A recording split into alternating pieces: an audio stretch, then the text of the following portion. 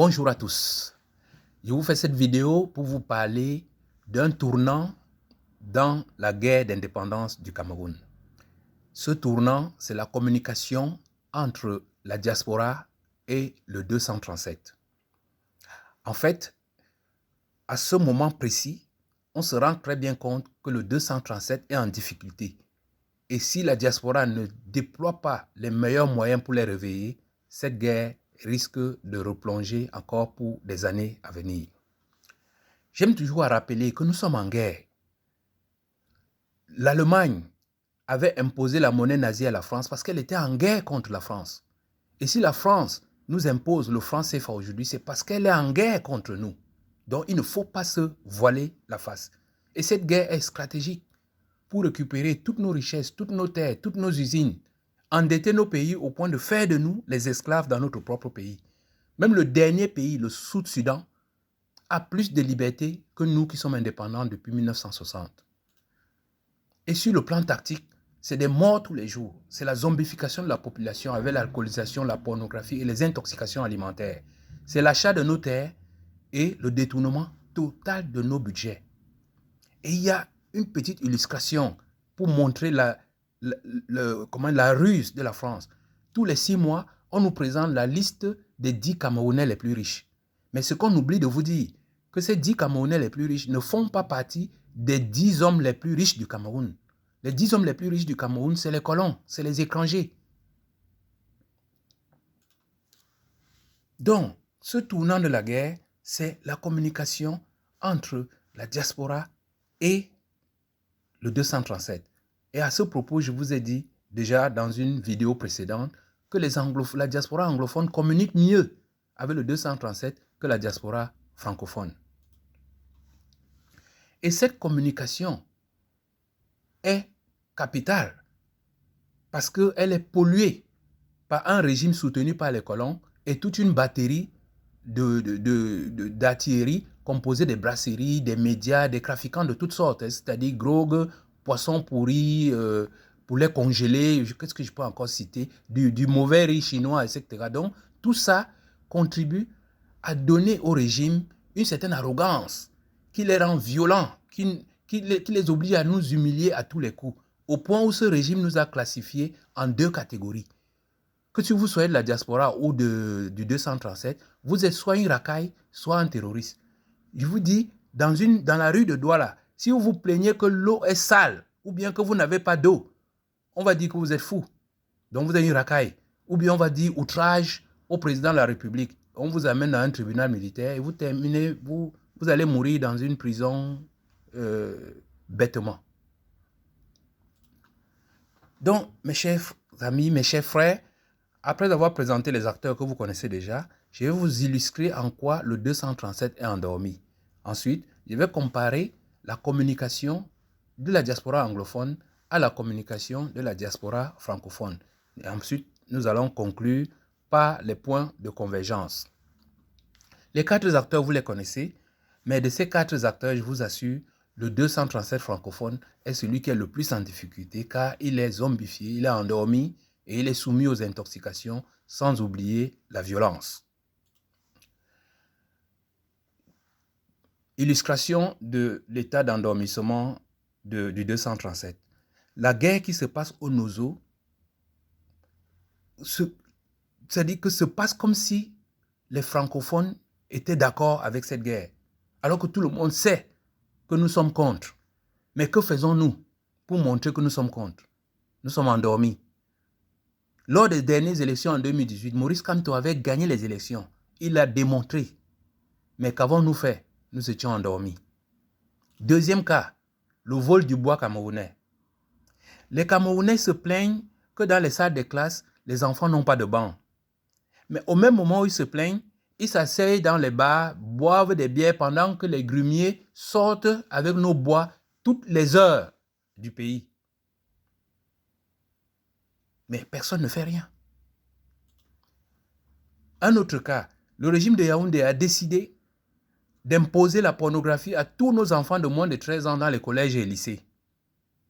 C'est l'émoi total. Tout le monde, on n'a jamais vu ça dans un pays. Mais les Camerounais sont tranquilles comme si de rien ne s'était. ils sont endormis. Après ces 3 illustrations, voyons voir comment les 2 diasporas se débrouillent pour communiquer avec nos pays. D'abord les hommes. Quand on regarde dans la diaspora anglophone, je vous dis qu'ils soient activistes, sportifs ou étudiants, ils sont tous pour plus d'autonomie dans leur pays. Il n'y a pas de voix divergente. Quand vous voyez les Fumunyo, les Eric Tindje et tout ça, ils sont très clairs là-dessus. Le pays ne peut pas continuer comme ça. La rupture est claire.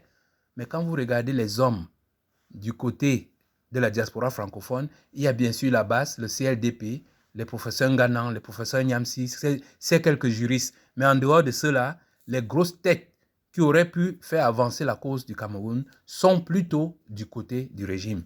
Prenez Yannick Noah. Voilà un monsieur qui peut entrer à l'Élysée quand il veut. Il suffit qu'il demande. S'il va voir Macron et lui dit « Arrête cette sale guerre, la guerre va s'arrêter ». Samuel Eto'o, je vous assure, si ce monsieur-là va voir le chef des footballeurs, là, comment on l'appelle, le président de la FIFA, et lui dit « Demande à ces chiens de guerre-là, de Yaoundé, d'arrêter cette guerre, sinon il n'y aura pas de CAN. » Il n'y aura pas de CAN. La guerre va s'arrêter. Donc vous avez vu Nganou, Francis Nganou, tout comme Eto'o. Quand ils vont au Cameroun, au lieu d'aller secourir ceux qui sont en difficulté, ils vont se pavaner avec le billet. Le cas d'Achille Mbembe, alors là je ne comprends pas du tout. Achille Mbembe n'a pas le passeport camerounais et il sait très bien que c'est Paris qui pilote Yaoundé. S'il n'a pas de passeport, c'est parce que Paris a demandé à Yaoundé de ne pas lui donner un passeport. Comment Mbembe est devenu aujourd'hui l'ambassadeur de France? On ne comprend rien du tout. C'est la même chose pour la grande sœur Béala. Voilà une dame qui se vante d'avoir empêché la réélection de M. Sarkozy, dont elle a de la puissance. Pourquoi elle ne peut pas utiliser cette puissance pour demander qu'on arrête de tuer nos frères? Mais au lieu de cela, elle se permet même d'arrêter quelques jeunes qu'elle met en prison pour son plaisir. Allez comprendre. Maintenant, sur le plan stratégique, la diaspora anglophone a une stratégie visible sur le terrain, sur le plan médiatique, sur la communication, la diplomatie, même les actions militaires. Ils ont leur chaîne de télévision ABC, ACN là, où ils passent les informations importantes pour communiquer aux 237. Et ils invitent même d'ailleurs sur ces chaînes-là des diplomates américains, canadiens, anglais, pour discuter du problème anglophone. Mais on ne voit pas ça du côté francophone. Notre diplomatie est, je veux dire, la diaspora francophone est quasiment invisible. On voit peut-être quelques aspects médiatiques et insurrectionnels, mais au-delà de ça, on ne voit rien. Mais il faut quand même signaler que Patrice Nganan est l'un des membres de la diaspora qui avait sorti une stratégie bien claire, avait un objectif précis, la poste centrale. Mais au lieu de, comment dire, au lieu de s'associer et de faire quelque chose de constructif, on s'est attardé sur quelques futilités pour casser. C'est pour ça que le régime l'avait vraiment combattu, pour le casser. Mais la réalité est là. M. Nganan n'a jamais levé la machette ni un pistolet sur qui que ce soit. Il n'a jamais tué personne. Mais on sait ceux qui sont en train de commettre le génocide en zone anglophone aujourd'hui. C'est un fait. Donc, allez trouver tous les termes que vous voulez. Patrice Nganan, pour l'instant, n'a rien fait à personne. Et il est le seul, d'ailleurs, qui a fait admettre à l'ONU que ce qui se passait en zone anglophone, c'était un génocide. Il est celui qui a créé une chaîne de télévision pour permettre à la diaspora camerounaise de s'exprimer. Il est celui qui a organisé vraiment la libération de Maurice Kamto. Donc voilà, mes chers amis, comment, sur le plan stratégique, ce n'est pas vraiment clair du côté de la diaspora francophone. Maintenant, sur le plan tactique qui résulte de la stratégie, on voit très bien que la diaspora anglophone est en action en permanence. Hein? Ils refusent la domination coloniale, ils lancent des interdictions des brasseries dans leur zone, ils lancent des villes mortes, ils combattent militairement, ils travaillent à la solidarité entre le nord-ouest et le sud-ouest. Mais côté francophone, qu'est-ce qu'on voit? En dehors du blocus du sérail et des manifestations, la seule chose qu'on voit, c'est les divisions. C'est-à-dire que si Paul Biya ne va plus en France, si, comment on appelle sa fille là, si la fille de Biya ne va pas dépenser l'argent dans les hôtels parisiens, il n'y aura pas de réaction de la diaspora. Donc la diaspora, elle a une tactique réactive, alors que la diaspora anglophone a une tactique active, c'est-à-dire c'est continu. alors que du côté francophone, ce n'est que lorsque Yaoundé fait quelque chose qui se lève en disant non, on ne veut pas ceci. Résultat, on se cantonne dans les divisions. Quelle est la performance? Si on regarde que les performances, on peut dire que le 237 anglophone est en alerte. Il y a les villes mortes tous les lundis.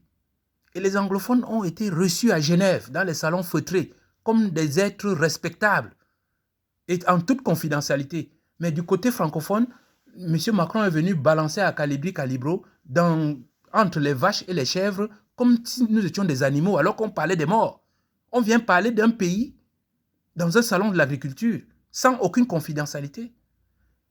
Si Macron nous respectait, il pouvait recevoir les calibris et même les professeurs Niamsi comme ça et donner une voix claire, un message clair à Yaoundé.